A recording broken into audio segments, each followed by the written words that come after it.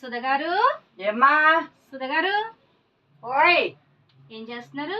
ఏం చేయట్లేదే, సున్నాలు వేసి అతను వస్తా అన్నాడు, అతని గురించి ఎదురు చూస్తున్నాను. నేను అలాగా సెంటర్కి వెళ్ళి వస్తాను, పని ఉంది. తాళాలు ఇక్కడ పెడుతున్నాను, మా వాళ్ళు గుంట్లో పెట్టేయమ్మా, గుంట్లో పెట్టేస్తే నేను ఇస్తాను, మీ వారు వస్తాను. కొంచెం సెంటర్ అంటే సెంటర్ లోనే ఉంటాడు సున్నాల అబ్బాయి.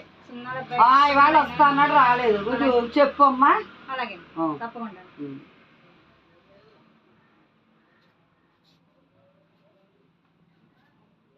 సుధగారు ఓయ్ ఓయ్, సున్నాలు వేసి ఆయన తీసుకురమ్మన్నారు కదా, ఇదిగోండి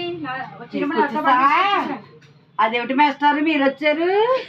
ఇదేమిటండి కౌరవించారట కదా మీరు రమ్మని, అందుకే వచ్చాను.